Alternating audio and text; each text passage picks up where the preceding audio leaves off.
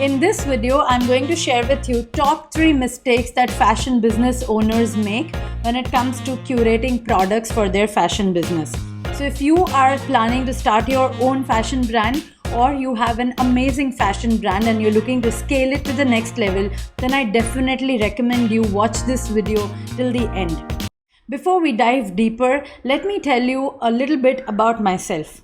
I'm Harvi Shah. I'm the founder of Bling Bag, an online fashion jewelry brand, and I've been running this brand for over 7 years now. I'm also a fashion business coach wherein I help women start and scale their own fashion brands. And I'm also a fashion brand consultant where I help fashion brands to digitally scale their business. So I've been in this space for around 7 years, and I see again and again some of the common mistakes that people make when it comes to curating products for their fashion business. And I believe that products are God for your fashion business. Products determine the kind of revenue that you are going to make in your fashion business, and getting that game wrong is absolutely not recommended.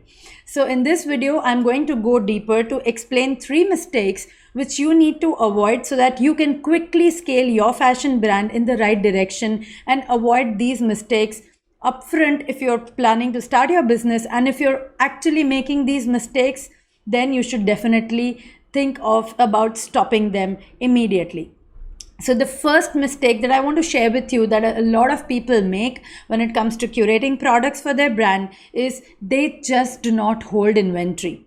They take an easy route of partnering with vendors and manufacturers and taking product photos from them, and they believe that just by sharing these photos on various social media platforms and on WhatsApp will build a brand for them.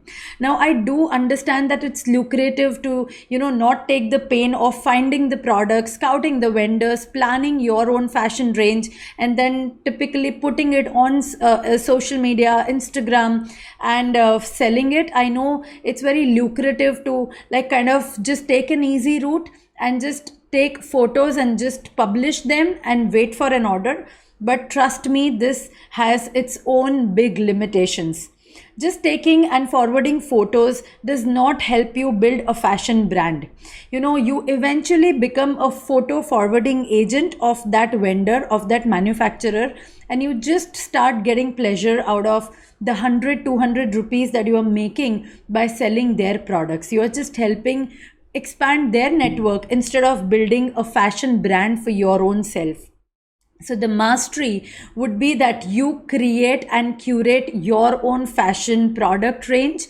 That's something that resonates with your brand value, something that resonates with your brand vision, and then try and sell that in the market so that you stand out unique, you cut the competition, and it is much more scalable, and it really, really rewards you in terms of profits. So that's the first mistake that I wanted to share with you. Please avoid getting into this trap of no inventory business model, because in the fashion business, if you see big consumer brands in the fashion space, they all have their own warehouse, and that's how you have complete control of what you are selling, how you are selling, and who your ideal customer is, who is buying from you. So having control on your inventory is very, very important to build a profitable and a scalable, successful fashion brand.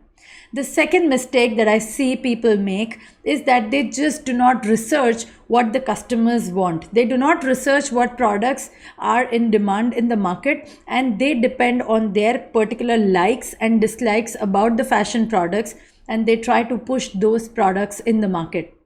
Now, I definitely encourage that you have to bring in your own unique choice and persona around the fashion curation. That's not something that I'm not asking you to do. But what's important is that you bring your curation in the area of the products which are in demand. So there are a lot of ways to research which products are trending or which type of products people are wanting in the market, and putting your layer of curation in that particular category is very, very important. So don't be biased about what you like and what you do not like, and don't neglect certain things which people are looking for in the market, but you don't want to sell just because you don't like them.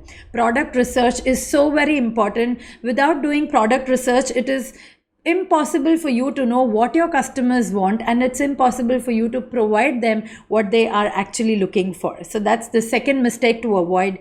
Please research your products before you start selling them under your fashion brand. And the third and the last mistake that I want to share in this video is that I have seen people, before they launch their fashion business, they'll waste and they spend a lot of time in order to curate a unique fashion range. Now look, I have no doubts that if you build a unique fashion curation and a unique product range, then you can immediately differentiate yourself from your competitors, and customers will really find value out of the uniqueness that you are building in your fashion product range.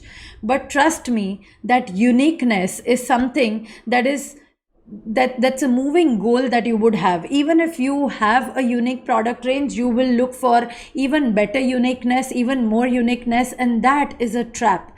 I see so many women, they just don't start their fashion business because they are just waiting for their dream fashion product curation to come live in front of their eyes, and they are afraid that if they launch something which is very generic in the market, easily available here and there, what if their business fails? Even before starting the business, they are just thinking about a business failure because the products are very commonly available.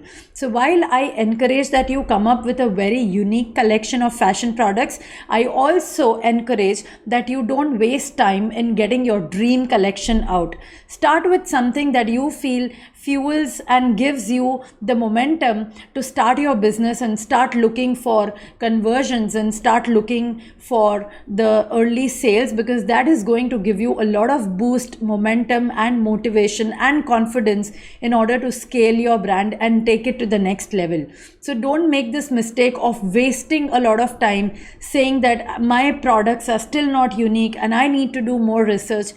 Just take a date, pick a date, and ensure that you are launching your collection with whatever is available around, something that still resonates with your brand, with your liking, with your choice, with your fashion persona. But then you are quickly launching the business and seeing early sales results, because that is going to be a game changer when it comes to your confidence in your fashion business.